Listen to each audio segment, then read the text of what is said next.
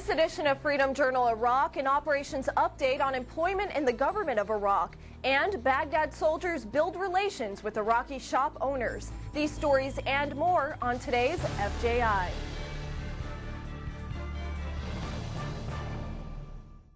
Hello, I'm Airman First Class Priscilla Christensen. Welcome to this edition of Freedom Journal Iraq. As the government of Iraq continues these, some Iraqi workers are facing unemployment. Petty Officer Andrew Krause tells us how the handover of power is affecting Iraqi security forces personnel. Iraq spokesman, Iraqi Major General Qasim Atta, says the Iraqi government is committed to finding work for displaced Iraqi security forces.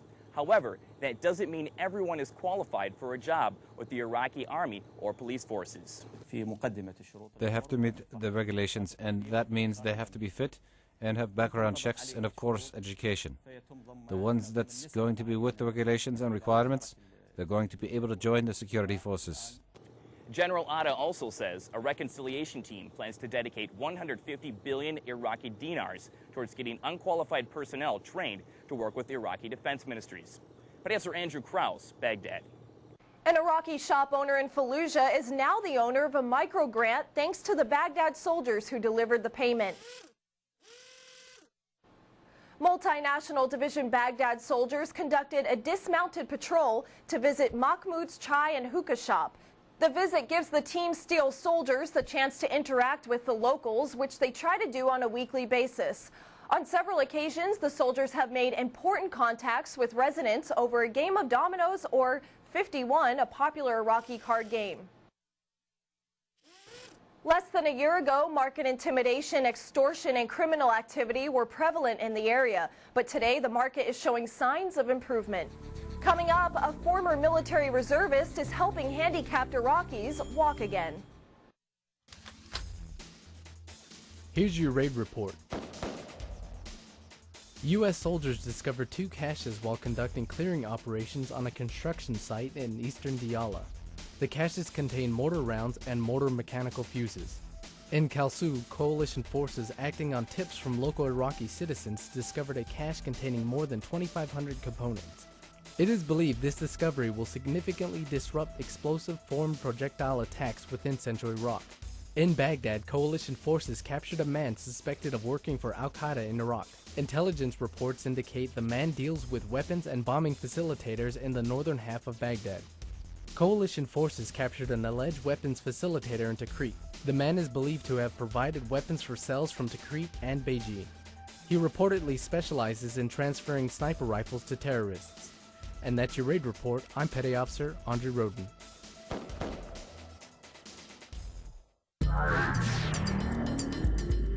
Here are the latest Operation Iraqi Freedom headlines.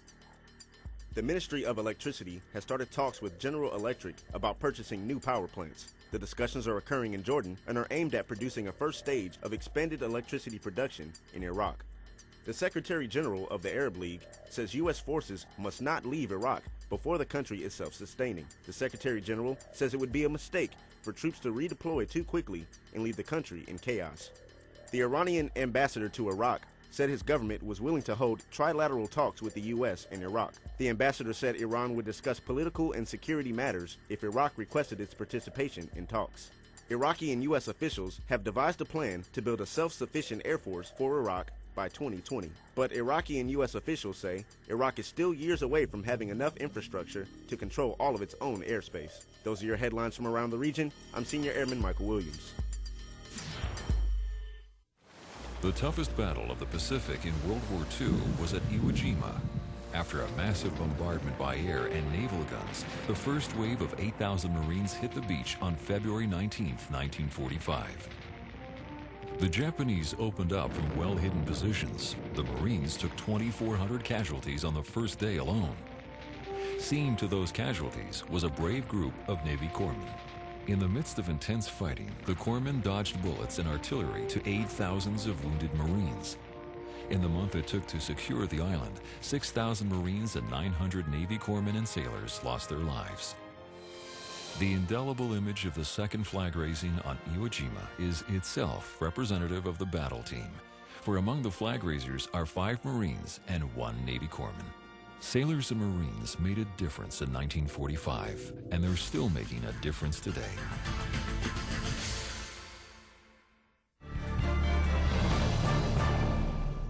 The Sons of Iraq and economic growth are issues on the minds of local Iraqi sheikhs. Sergeant First Class Tom Cornaby shows us how Iraqi and coalition leaders listened to their concerns at a Sheikh Support Council meeting at Fob Hammer just outside of Baghdad. Local Iraqi Sheikh leaders, Iraqi security force leaders, and soldiers from the 2nd Brigade Combat Team, 1st Armored Division, met at Fob Hammer, Iraq to discuss current and future issues which impact the Madain. The Madain, as with everything, is going to set the example in how Iraq can move forward with Iraqi security forces conducting operations and coalition forces pulling back and assisting them. The Sheikh Support Council meeting is a forum where local leaders have the opportunity to convey their concerns to representatives of the Iraqi government and coalition forces. The purpose of the meetings is to bring influential community leaders here to meet with coalition forces, the mayor of the Qada, and the Iraqi security forces to address the most substantive problems facing the Qada. Issues concerning the people and growth of the region, Sons of Iraq, education of the children, future security, and water distribution for agriculture were discussed. The meeting is a springboard for success in the Madain. From Fob Hammer, Iraq, I'm Sergeant First Class Tom Cornaby. Thousands of Iraqis are amputees and live with lost limbs from IEDs and other explosive attacks. Petty Officer Patrick Dilley tells us about a former U.S. military reservist who is taking strides to help Iraqi citizens regain their mobility. These Iraqi patients await special care in this clinic near the Combat Support Hospital in Baghdad. They're victims of amputation and, until recently, probably would never have walked on their own again. Chris Cummings, a former Army Reserve Staff Sergeant, is working to change that. He's training a team of Iraqi Army medics to make prosthetic legs. They've had experience in the field. They've had formal prosthetic training here in Baghdad. So it's more showing some new tools to them, new techniques and new components. Proper techniques and sophisticated equipment make it possible, which Cummings knows all about. He opened a production facility after serving on active duty during the Gulf War. He enlisted in the Army Reserve in 2001 and returned to Iraq in 2004. While I was here, I tried to think of what can I do, as a civil affairs guy and as a prosthetist to help people in Iraq. So he put together a makeshift clinic in his spare time with the help of a colleague. We started working out of a kitchen in one of the palaces, and with donated materials, and it snowballed, and we got funding, and we built this really well-equipped clinic now. It's probably the best equipped clinic in the Middle East. The Multinational Security Transition Command Iraq coordinated with the Iraqi Army Surgeon General's office to outfit the clinic and bring Cummings on. You're taking care of people, you're raising the level of care that they're receiving or they would have received, or in some cases some people wouldn't get it, prosthesis. In this man's case, he is unable to drive his taxi anymore, and his wife is struggling to support him and their daughter. His legs were severed in an explosion. Bilateral above knee, most people will spend the rest of their lives in a wheelchair. But after this consultation, he'll have a chance to walk and work again. It's not an ideal situation, but everything about this field is about not ideal situations. So we're trying to make something work. We're trying to give him a tool he can use to get around with. The same is true for each of these Iraqis in the prosthetic and those who follow. A new chance at life in less than ideal situations. Petty Officer Patrick Dilley, Baghdad. And that wraps up this edition of our program. Be sure to log on to mnf-iraq.com, where you can learn all about the progress coalition forces are making throughout the country. If you have story ideas, we'd love to hear them. Just email us at fji@iraq.cencom.mil. From all of us here at AFN and Freedom Journal Iraq, thanks for watching, and we'll see you next time.